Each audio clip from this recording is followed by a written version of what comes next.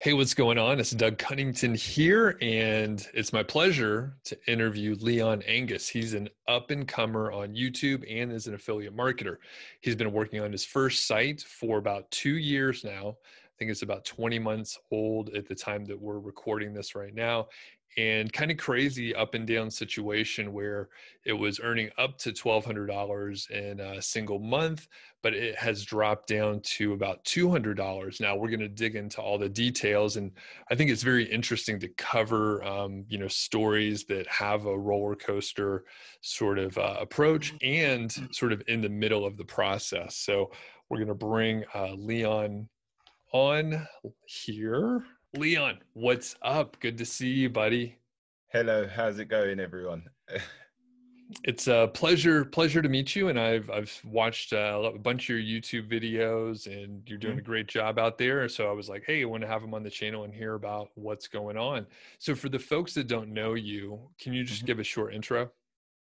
Yeah, so I'm London-based in the UK, and I run like 4 websites in total. The one that I'm going to be using throughout the interview is the first website that I built, and I've also since then built up a YouTube following. So I've got quite an established following, not that substantial yet, but I've got about 4,000 subscribers. And I just share valuable information. So I tend to document a lot of my journey and just share real life kind of experiences, and I think that's what people connect with most. Awesome. Very cool. Well, how did you get into affiliate marketing and niche sites in general? So the first thing for me was when I came online, I first of all got into paid advertising. That was the first thing that I did. So there was a few young guys that were like promoting courses and different things. And it was like Tanner J Fox and whatever else. And they were making like a substantial amount of money with affiliate marketing, but they were doing like CPA offers and things like that. So that's how I started. And I could never really get it to click, like to make consistent profit. But what it did do is obviously it opened the doors for me to see that it's possible, because I was making some sales here and there, but it was quite a roller coaster. And then I think it was like, there was a certain point where I came across like an income school video, and I thought, these guys are getting like huge amounts of traffic, substantial amounts of traffic, and it's very consistent and reliable, like opposed to the paid advertising. So obviously with paid ads, you have more control because you can test and spend money and control things a bit better. But at the same time, organic traffic is completely free once you get the ball rolling, so to within reason anyway, because you're still putting in work and stuff like that. So that was more attractive to me, especially in the long term, where I was thinking, if I can have something that even if I'm not actively working on it, it could still make like a passive kind of income. That was definitely an eye opener for me. And with the CPA, that's cost per acquisition, can you explain a little bit more on that business model for the people that aren't familiar with it at all? Yeah, so the way that works is essentially you go out and find an offer just like you would with an affiliate website. The only difference is, I would say, when you're building like a niche website, you tend to go and target keywords and things like that first. Whereas when you're doing paid ads, you go and find the product first, or if you, I should say that's only for Amazon. If you're moving on to like ClickBank and all different things, you always have to find the product first before you go and create the content. So that's the same way it works with paid ads. You go and source the product, you find a good product that's converting well. And then after that, you're going to go set up like a bridge page, like a landing page, and that's going to be the place where you present the product to the customer. And then from there, you go and target a certain demographic or whatever else it may be, a potential customer of the product. And that's essentially how it works. It's just a 3-step process. And that's how I sum up everything, to be honest. I always try and simplify things. So whether you're doing a niche website or whatever it is, there's always that middle step, which is your website. You've got a product on the other hand, and you've got the customer on the other side. So you just have to bridge that gap. So it sounds, obviously, when you simplify it into a three-step situation there, Mm, it's pretty simple. But I mm, know I hear from a lot of sort of newer folks, and they mm, think, hey, this CPA or the cost mm, per or basically you buy leads or sell leads, Mm. they feel like, hey, that's a simpler process. So why is it not consistent? You mentioned it a couple of times. Yeah, so the reason for me mainly was with the advertising, the paid advertising and the testing, because you have to constantly throw money at it. There's a higher level of like risk and what you're comfortable with taking when you're running paid ads. Not to say that if I had stuck at it, I wouldn't have succeeded with it, because I believe that I would have climbed to probably the levels I'm at now, or if not surpassed that with affiliate marketing. So I think you have to also have a general interest in that and it's your risk tolerance, you know? So because it requires constant testing, like with anything online, you know, I never stuck at it, and that's what it was. And then when I kind of saw the SEO opportunity, I thought, you know what, like me putting in work to that up front could snowball and benefit me a lot better in the long-term future. So that's what kind of led me to veer off from CPA marketing. Got it. Okay, and we'll get into the actual, affiliate side here in 1 second, but I am curious. I know you're not doing this full time and you have a day job. Job. So I'm just Right. curious, what do you do for your day job? Like Yeah. what's it like? Yeah. So I'm a train driver in the UK. So I drive trains, and I do that 2 days a week, because when I started out, I was full time. And then as things started moving a bit better online, I went part-time with that. And eventually, if possible, I'd love to come out of the job completely. I still enjoy the job a lot. So I love the job, love the people, all of that. But obviously, if I can get to a certain level online, then I'll pack the job in. Okay. And when you say train, is it like train going from like, across the country, or is it just more Within the local? city. Okay. Got it. Yeah. Very good. Okay, so let's get into your affiliate site. Mm-hmm. So let's go back sort of to the beginning. So you Yeah. mentioned it's about 2 years old. Mm-hmm. How did you select the niche and sort of the early decisions around keywords? Yeah. So for niche selection, I've got like quite a few different videos that I've shared, because that process that I took back then has advanced quite a bit now. But how I went about that was funny, because I was promoting a CPA product that actually was about dogs, yeah, like golden retrievers. And that's how I made the transition into the website. So I never had a particular process of like evaluating opportunities and different things. I just kind of thought, I used my common sense and thought, okay, like a dog is like a baby. It's not going anywhere anytime soon. And people are always going to buy for their dogs. You know, it's just one of those things. So then I thought, okay, again, like there was no kind of process or course or anything that taught me that. But I had taken a lot of courses up until that point, though. So maybe that was a bit of, what helped me. But I looked at it and thought, okay, I'm not going to go into generic like a dog website, because that's going to be very highly competitive. You don't need to kind of know SEO to know that. Yeah, that's quite common sense. So I thought, okay, if I niche down into one particular type of dog, then I'll have a better opportunity. So from there, the first kind of people I started following was like Income School in regards to SEO. So I started building up the site with these kind of question keywords, these low competition keywords, and following their process of like doing response posts and whatever else. And over time, I started to realize, because I've got a mechanical engineering background, prior to driving the trains, I was an engineer. So I realized that like I started seeing all these other people doing all the technical stuff, and I thought that looks really attractive to me as well. And I thought you have a little bit more control than what they're teaching, So their method is very good. But what I understand now is there's two different approaches that you can take, and it all depends on your like kind of exit strategy, how you're going to monetize the site and all those different things. So my general approach to niche research at this point has changed quite a bit. If you want to know now, like I'll actually go and see some successful websites, whether I'll go and see it on like a marketplace or something like that, and I'll evaluate it. I'll go and research some of the general keywords within the industry to see if there's an opportunity for me to rank. And my keyword research process, as you asked on that as well, I've got like, I use quite a few different methods, to be honest. It depends on what kind of approach. The way I see it is, there's many ways to skin a cat, as they say. So sometimes I do like a reverse engineer method. Yeah. And I teach that on my channel. So what I do with that is I'll go and like find an easy kind of question keyword that will bring up a lot of low authority sites.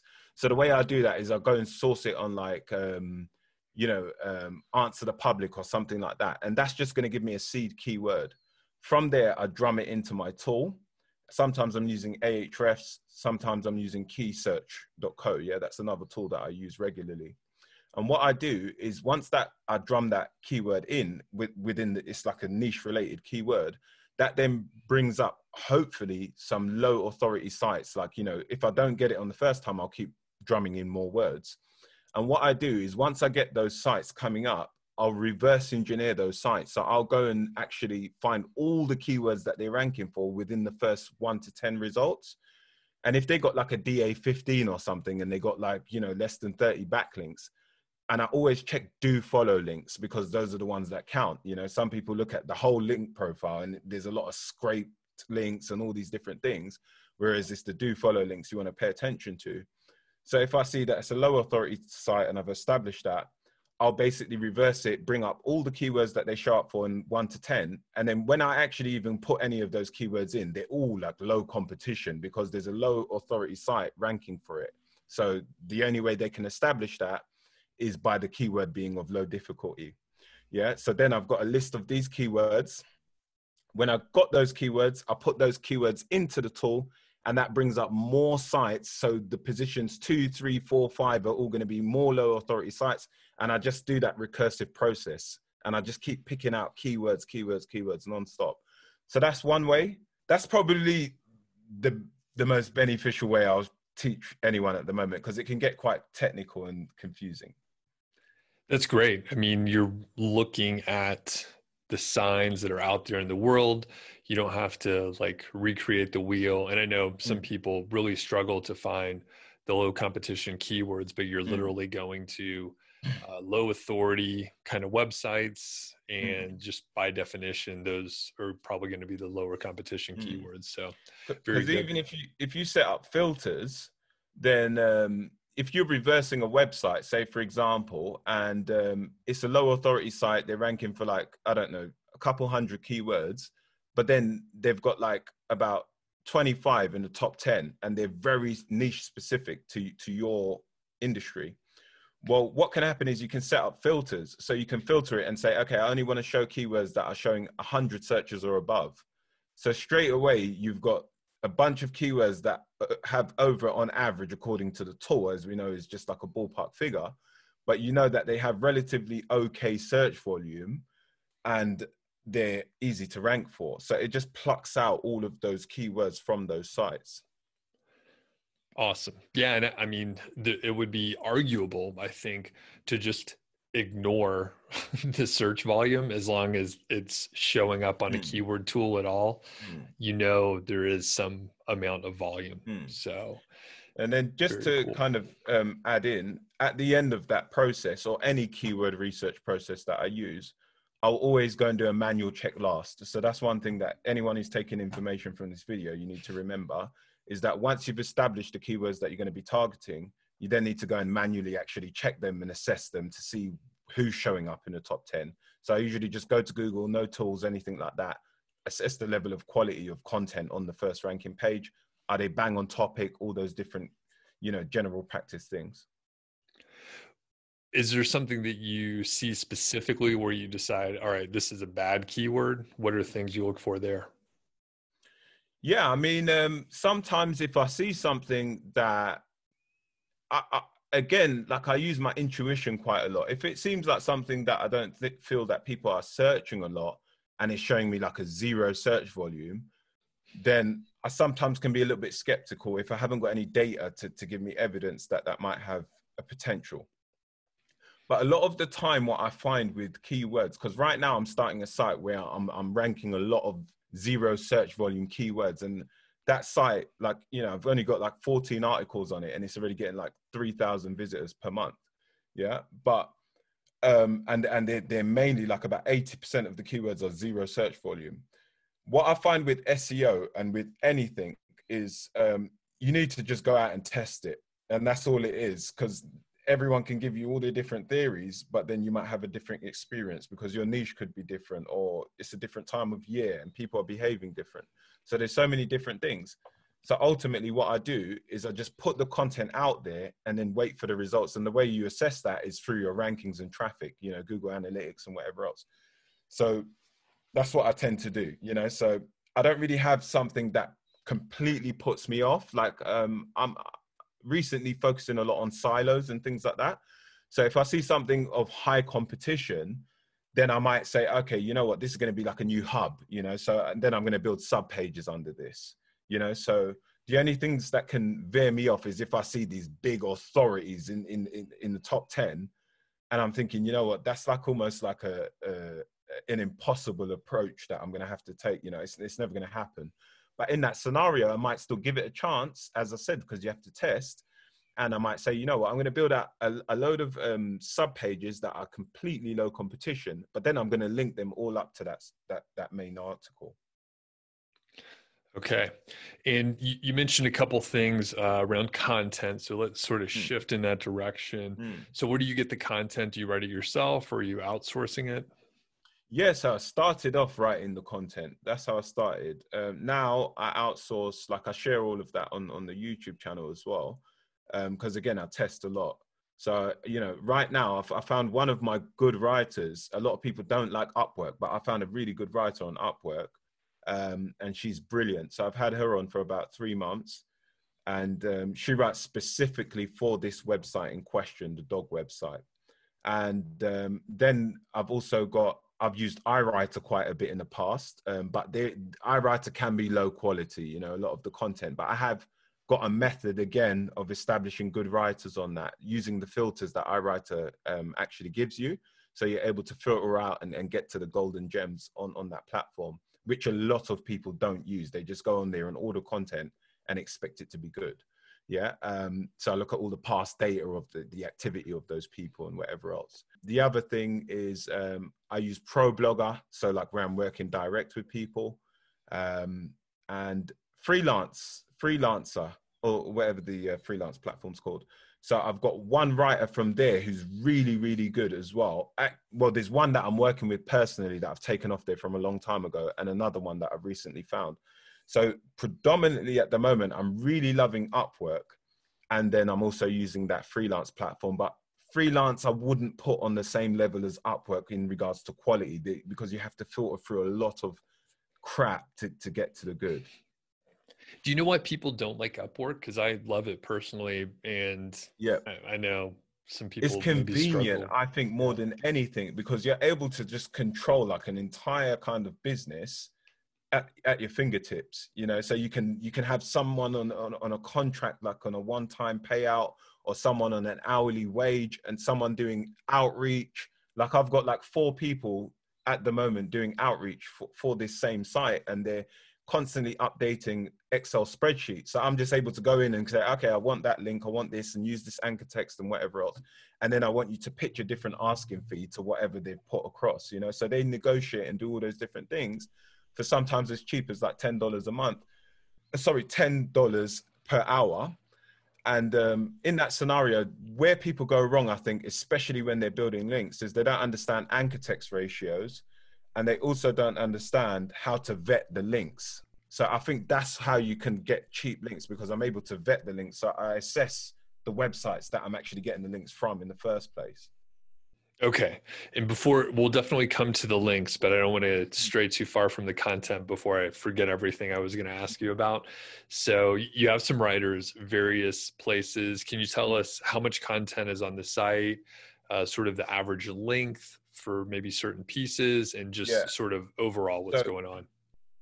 So this website currently has about 105 articles on it, as far as I remember. I've deleted some of the old articles. I've rewritten some of them that were showing up in like the top 50 to 100.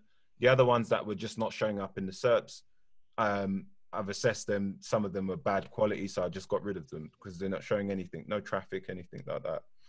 yeah, then the average length, I would say, is about 2,500 words, because a lot of these articles are the way that I assess in regards to the length of content of how long I write a piece of content is I will go and take the average of the top 10 ranking websites, you know, but now I'm digging into that a little bit further because I also use Surfer SEO.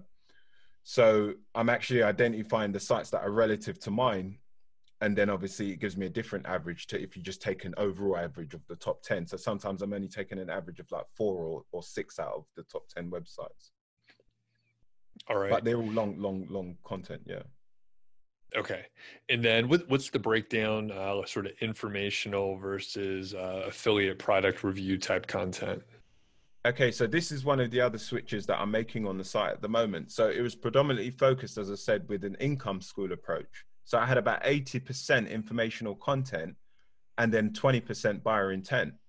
Yeah. So I think, you know, there was a stage where it was like about maybe 70 articles that were completely informational. So I've been making a switch and a transition with the site because I know that Google kind of sees you as they'll either bless you for buyer intent content and they'll see you as a review type website, or they'll bless you for informational and you're a good resource for information. So I don't know how that's going to work out, to be honest. I don't know if anyone's really made those kind of transitions in the past, but that's part of what I share on the channel and what people love, you know? So I'm now trying to turn the site from 80% informational to 80% buyer intent, you know? So that's the transition that I'm making. Gotcha. And with that said, around the silos, and you mentioned hubs, so can you sort of explain how you set it up in a, you know, a smart technical SEO way there? Yeah, so this is something that I've really been honing in on recently. It was something that I never established on the site, first of all. So I've had to do quite a few redirects via the htaccess file as well. But the way that I set up my content now, and I was doing some research today, and it's given me so much information. What I've realized is that some articles, like some hubs that are composed of different articles within a certain topic, can rank without even having an article on the topic. So I'm in the dog space, like for this, it's a pet website, a dog website. And, you know, if you type best dog food, you can see like silo pages ranking without even having an article. So all they are is like having a bunch of different lists of different dog foods for different dogs and breeds and whatever, and they're relatively low competition.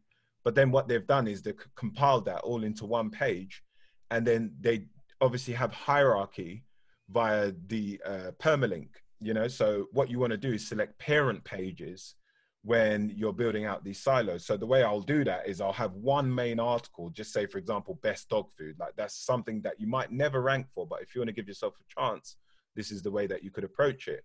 So I'll go and write the best dog food article, and then there's going to be all subcategories of that subpages, so subtopics. So it'll be like best dog food for golden retrievers, best dog food for German shepherds, you know, or best dog food in summertime, whatever it may be. Yeah. Mm-hmm. You're going to go build out all these subtopics, and you're going to establish a lot of trust and a lot of authority there because they're of lower competition. You're going to find it a lot easier to rank, and it might not require a lot of links to rank those articles. But the whole process of my silo approach is to pass authority up to the main article and interlink strategically and on purpose to pass around link juice throughout all of those articles. So all of those articles, if my best dog food for golden retriever gets a link, that's still then passed up to the best dog food article as well. It's the only topic that I find it sounds confusing no matter how you simplify it, silos. Because it's like a web. It's trying to explain like a spider's web, you know? So yeah, like Google's index. It is easier to see. And exactly. when I first, you know, started learning about this topic, I, you know, did a ton of research like you're talking about, and then wrote an article. So if people are interested on Niche Site Project, you can like look up WordPress silos and it sort of explains it. And I think I think it could be a little confusing for people, and then you kind of have to architect this ahead of time. You gave a great example with the dog food. So it's kind of clear to see you understand it's a subtopic. And there's a concept of like the virtual silo. So you're linking in a way like you would in an actual silo where you have parent pages and child pages, but in the virtual silo, you don't actually set up that hierarchy. You just link intentionally. So do you play around with the virtual silos, or you just stick to the actual physical silos? I'm just doing the physical silos. So I'm actually selecting parent pages, you know, but I understand the concept of that because you're just contextually linking like as you would with the parent page, but without having it in the permalink, I'd imagine. Yeah. Yep.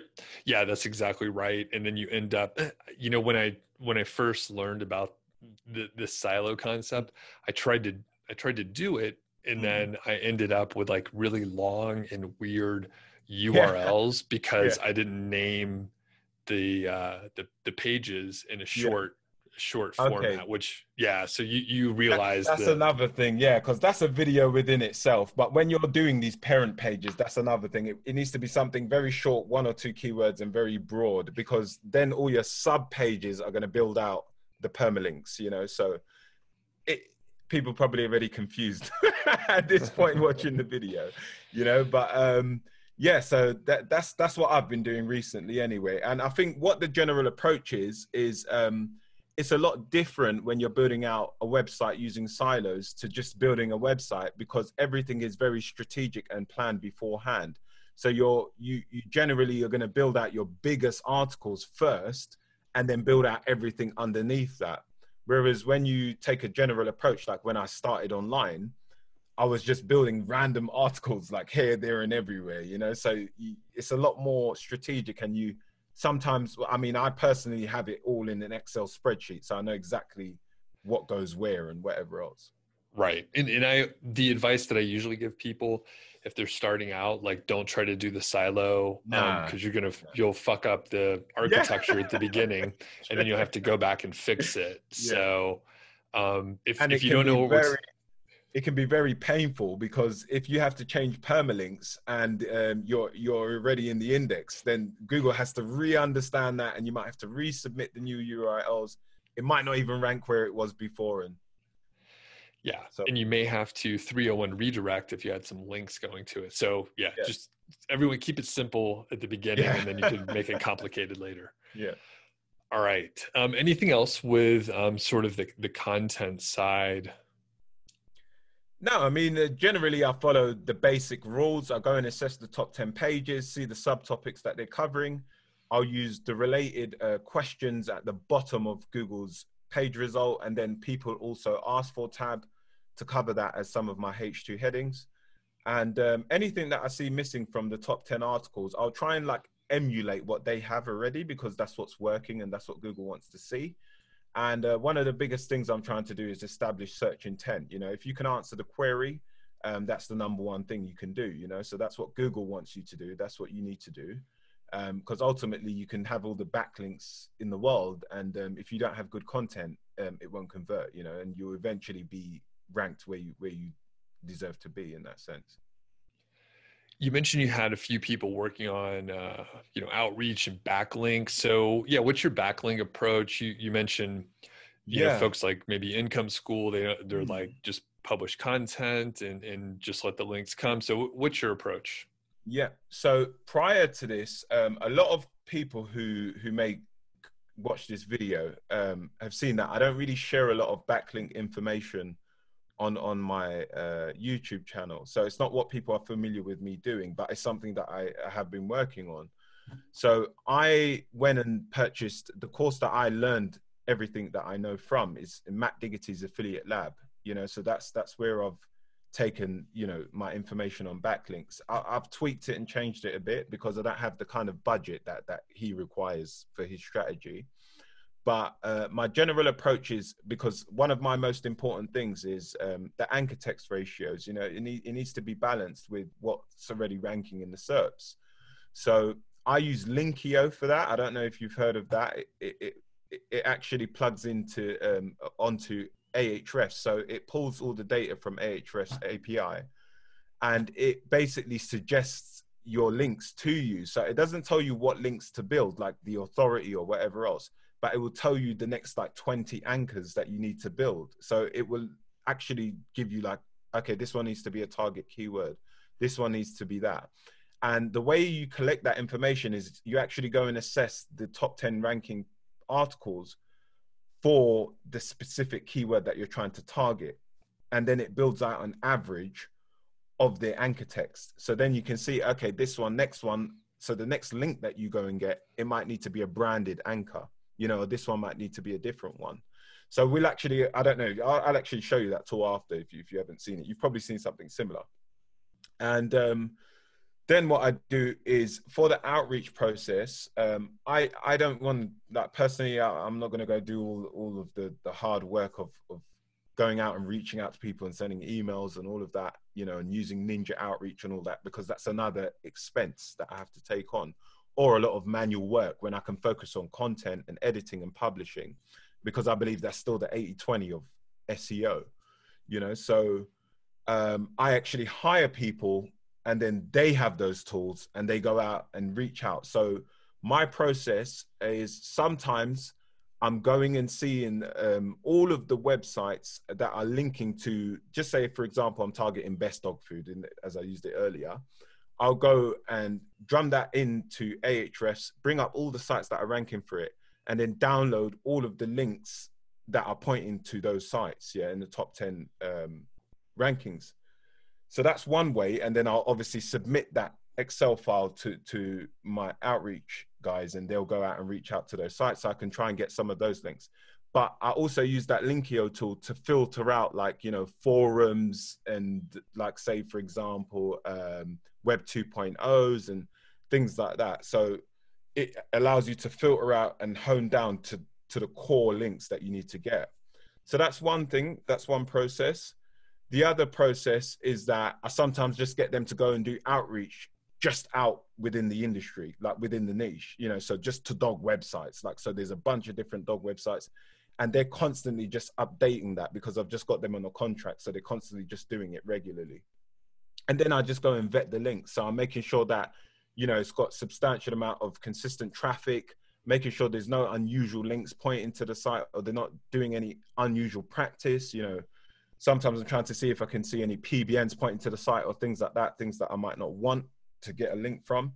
And I'm just generally vetting that website. One of the other things that Matt Diggity shares, and he shares it publicly, is he also gives you like a formula to assess if it's a link farm in that sense. So he goes off of like an average number, like a 0.12. And what you do is you take all of the outgoing links that they have, and then the links that they have incoming, and you basically divide them to get an overall ratio, you know. So if they got like a high percentage of outbound links opposed to links coming in, then it's a good indication that they're like a link farm and they're just selling links on that site, you know. But if it obviously doesn't breach that number, then it might be a good opportunity. So I'm looking at all those different things to make sure it's a natural, legitimate site. And then obviously I will go and build that link using that Linkio anchor text. Gotcha. With that ratio, the inbound and outbound, what did you say you want the ratio to be roughly? So like a 0.12, yeah, or above.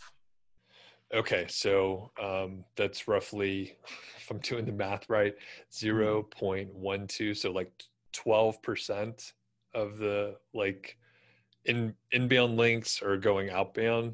I'm saying that Yeah, incorrectly, or what do I I have it want is I backwards? want the substantial amount of links to them to be coming inbound, yeah, opposed to Okay, them selling. Because if they're giving out a lot of links non-stop, then yeah, it's a good indication that they're just selling links, and that's the way they're monetizing that site, you know. So I want to okay. have a legitimate site that's actually getting like inbound natural links coming in, you know, opposed to them giving out tons and tons of links, you know. Okay. And I'll try one more time. So if I do, we'll plug in real numbers. So Mm. if a site has 100 inbound links, you Yeah. would want them to have no more than like 12 outbound links. Am I doing On that right? average, yeah, that's right. If you were to put it into numerical form. Okay. Interesting. Cause I think that's probably, I think that's, I'll have to find that reference because I'm like, that seems crazy. I'm just thinking of like niche site project, for example. I'm pretty sure I have more, like far more outbound links than that Mm. 12% number. So that Mm. must be a very high threshold. What we'll do is when we come off the call, we'll do a little equation using it Okay. because I've got the exact formula and we'll see. But Okay. very highly unlikely that your site would come out to that because even sites that are of sometimes low quality still kind of meet that criteria, you know, and Got they, it. and they fail my test on my vetting process on other areas. Perfect. Okay. Yeah. Sorry if I confuse people there. Going back, so you have people doing sort of outreach to pretty prime targets based on where they've already linked to. What kind of success are you seeing? How many links do you have to the site? How long Yeah. has the team been working? And Okay, so yes, everything in regards to the link building process has been over the last like 3 months or so where I've been going heavily on it. Now, the reason why is, as I explained earlier before we jumped on the call, is I recently redirected the entire website. So the site was specifically on golden retrievers and it was doing pretty well at that point. And I decided, I don't know, I got a wild hair up my ass or whatever it may be. And I wanted to expand the site into general dogs, you know, so I can just cover everything. So I wanted to make it an authority site, you know. So what I've done is I've redirected it, and as expected, like everyone has seen, and you know what I kind of projected anyway, is that it was going to take a dive. I knew that, you know, there's no way that I'm going to change everything and it's just going to be seamless. But what did happen is all of the authority was passed over very quickly, you know. So I redirected it via the htaccess file, and the site, like all the old links, obviously are redirected now, but the authority has been passed over as well. So the site currently from that 3-month period has gone from like a DA1 to a DA18, you know, in that time, which is a very short amount of time. Now, on average, again, based on the kind of criteria that Matt Diggity gives, he always, traffic is what kind of establishes how many links you can build, yeah, in my method. So if you're getting like 1,000 visitors per month, you can't go out and build like 500 links. It looks unnatural, yeah, because how is your site getting discovered at that scale if you're only getting a small amount of traffic? So the site still currently gets, throughout this whole process, about 18 to 20,000 visitors per month. Yeah. Prior to that, it was like at like 30,000 visitors a month.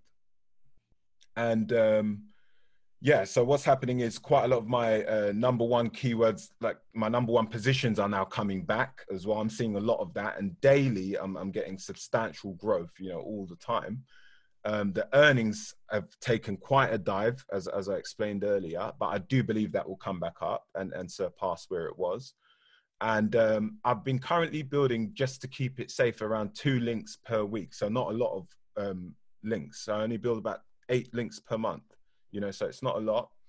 But as I said, obviously I could build quite a lot more based on the criteria that he's given, you know, in regards to 10,000 visitors per month.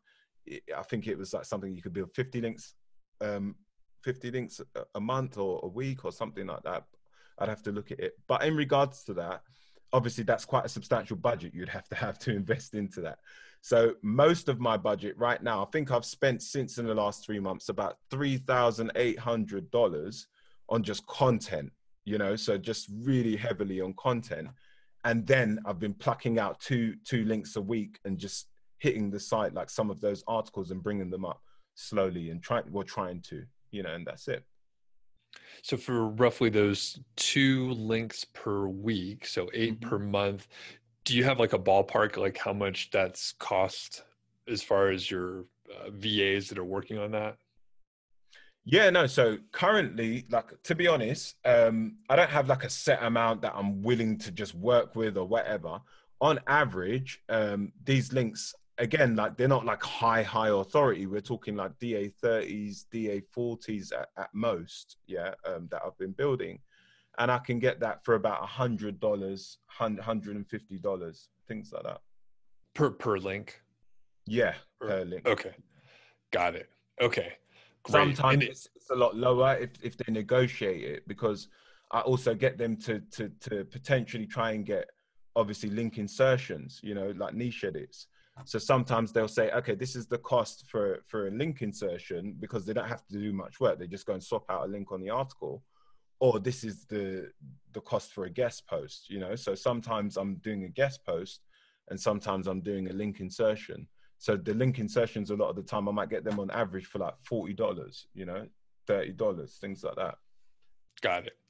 And I was just, as a side note, I know a lot of people, they don't even buy into link building. So I'm glad that you're doing it. I know Matt. So obviously he's a link builder, you know, at heart, and enjoys I that think you side can of do SEO. it. Like if you understand what you're doing, like if you're willing to learn and you understand, then you can stay safe. Because ultimately, even when you just have a genuine site that just gets links naturally, you're just essentially replicating that process. So if you've got like a good amount of traffic, and then you know, the way he teaches is that you hit it with some social signals, then that kind of replicates the process of you getting established. Like some people, you're getting this traffic, you're now being shared on social media, and now you're getting links, you know. So it's like that natural progression.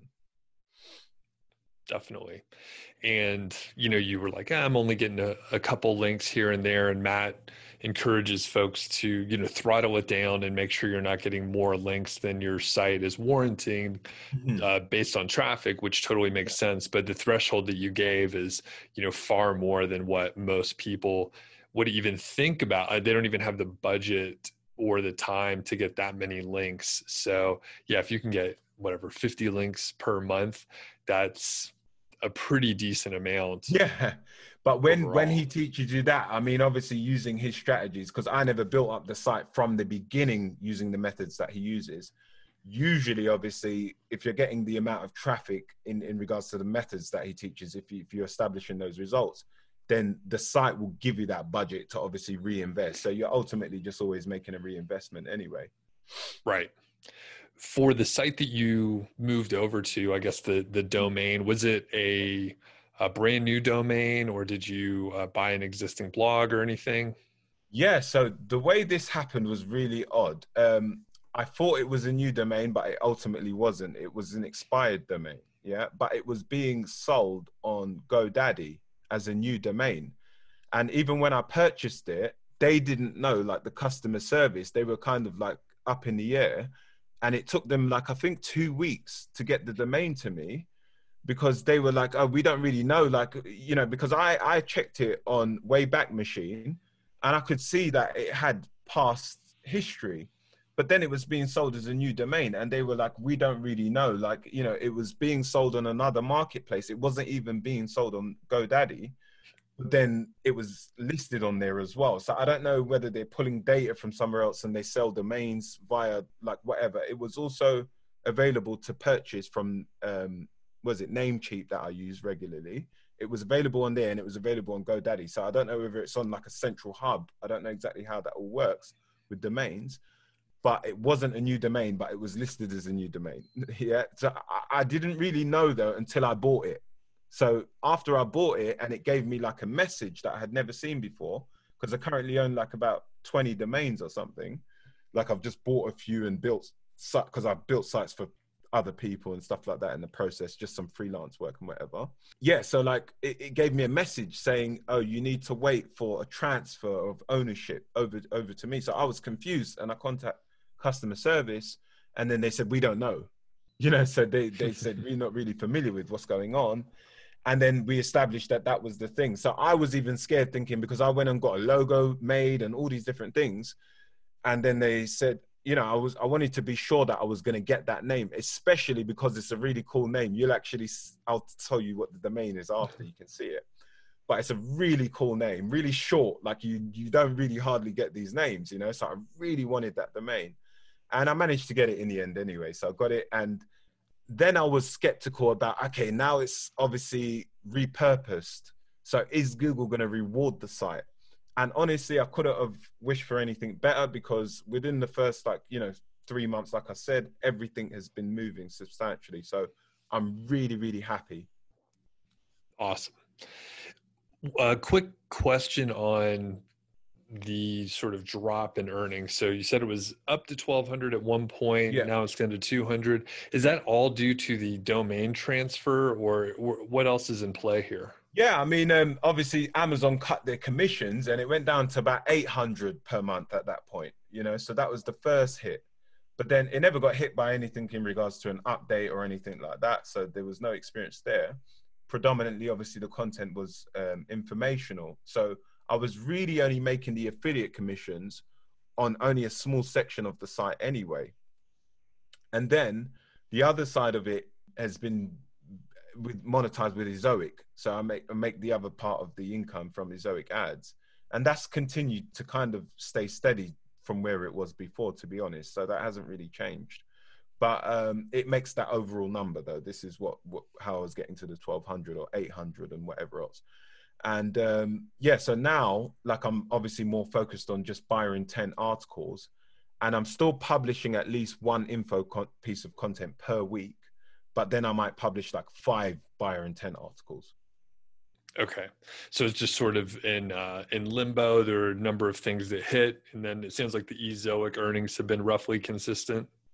Yeah, roughly. I mean, it took a bit of a dive during the time when I switched the domain. Everything went down because obviously Google has to one day say, okay, this is this name with this URL, then understand it. And within Search Console, you can submit a change of site and all these different things. And I was a bit worried, to be honest, all at that point, because for me, like, it's like it's a steady income, and then all of a sudden it's gone, So, but it's all part of the testing. And as I said, it's not the only site that I run, because I still do like a bit of paid ads and things like that. So I still do dip my fingers in all of that. And that's where I'm getting the budget and things like that to throw at all of this stuff. Got it. And I've seen when I've redirected and, changed domains and stuff, usually about a month or so, it's like 2 to 4 weeks, like traffic will drop to almost nothing. And then it slowly, catches up in the SERPs. Cool. All right. Well, I think I'm curious about like your overall goal with this particular site. Where do you see it going? Okay, so I mean, everything is under assumption at the moment, because I have no evidence to say that it would work. My first goal, which I came out with, which is I wanted to get the site to $3,000 a month by the end of December, which is very highly unlikely to happen. Yeah, and the reason why I would say that is because of where I'm gauging where it's at the moment presently. And then on top of it, I threw a spanner in the works. I wasn't supposed to change the domain name throughout, because I was trying to do this as a case study. But personally, I can still document that journey, because as long as the site hits it, whether it's next June or whenever it may be, people are still going to love it. They're still going to gain a lot of valuable information from that, So I'm still going to continue with it. I might just change and move the benchmark of the time length of how long I'll go at it for. But where I see the site is, I want to establish the site as an authority within that space, within the dog space. Yeah. So I already had written like almost everything on golden retrievers up until that point. I'd say about 30% of the articles were hitting position 1 rankings. So quite a substantial amount of them, but they were informational pieces of content. So I was getting quite a lot of traffic, but obviously it wasn't rewarded in high amounts of income, because it's only monetized with ads predominantly. And then even when you do target them, they're not like big traffic like what you get from a dog article. It's golden retriever specific articles. So I kind of maxed out within that space. So now what my plan is to just broaden out, and I'm now going into like general dog collars and harnesses and food and treats and all different things. And that's the plan, to just basically build the site. And then if I can get it to $3,000 a month, which was the plan initially, then I was going to sell it. But who knows? Because if I get to that point, I might think, maybe I can push it a bit further, So that's what I have to see.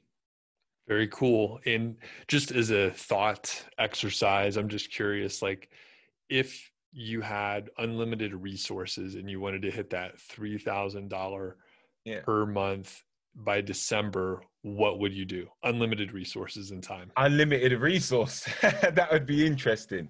All right. Well, the first thing I would do personally, I would take the easiest route ever, because the site already holds a lot of topical relevancy within the golden retriever space.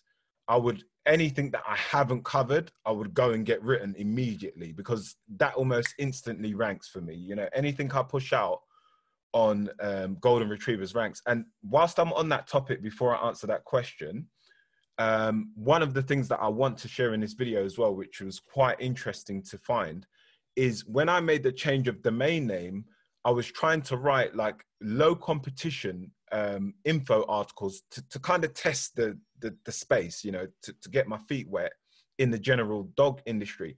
And I wouldn't even show up in the top 100. So I wasn't ranking at all.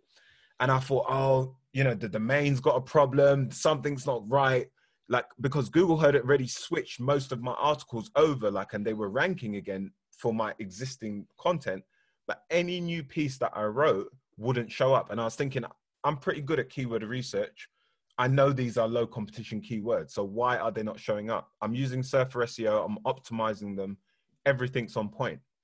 And then what I realized is I thought, let me do a test and think, okay, let me write something about a golden retriever. I've got boggled up all on this new thing. Let me write. And I never kind of understood topical relevancy. So I wrote this golden retriever article, went and found an easy to rank question keyword. One thing that I have to do a lot of the time if I'm targeting golden retriever articles is I have to go and check if my site already ranks for it sporadically, because sometimes like my other articles that are related to it, I just show up randomly. So I had to make sure that I was completely clean, not in the top 100. Wrote the article straight away, position 17, within like about 20 minutes of publishing. So that gave me evidence that I'm just relevant. Google see me as relevant on that specific topic about golden retrievers. So that gave me, obviously, then I knew, okay, there's nothing wrong with the domain. I just need to establish some content in that industry.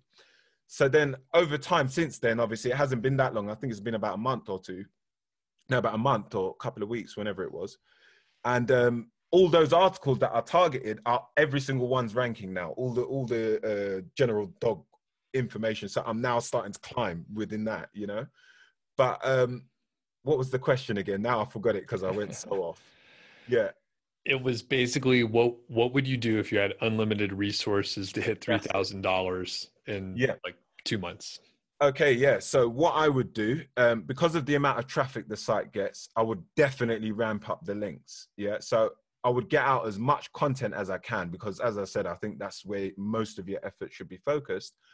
Personally, if I had unlimited resources and I wanted to get there as fast as possible, I would go and use my reverse engineer method to find buyer intent keywords that are of low competition. And I would just hammer down on those articles and then build them all out in a silo and hit them with links. I would definitely step up my game on the volume of links that I'm sending to these articles.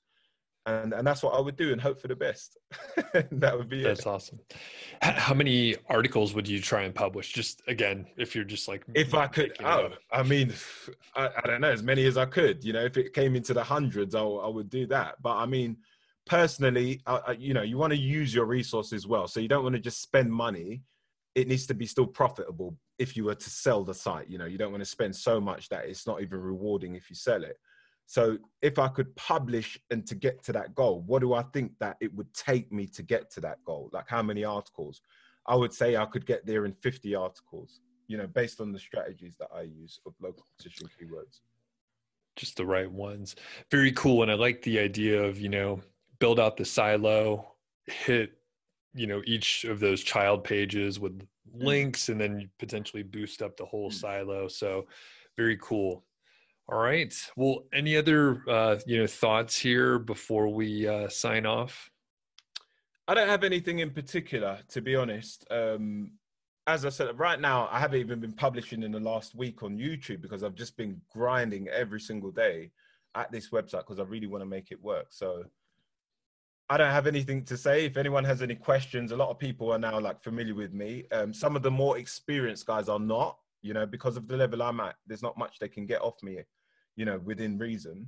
So a lot of the beginners are the ones who kind of follow me. And like I said, it's not the only site. I've also built up other sites, you know, to beyond the earnings that I've mentioned with this one site. So I've got some level of experience and I'm a constant learner, you know, so I'm always learning and testing new things. Right on. Well, thanks a lot, Leon. We'll put a link for everybody so they can check out your YouTube channel and dig in and, you know, follow historically what we've been talking about today. So Yeah. really appreciate your time. Thanks a lot. Thank you for watching.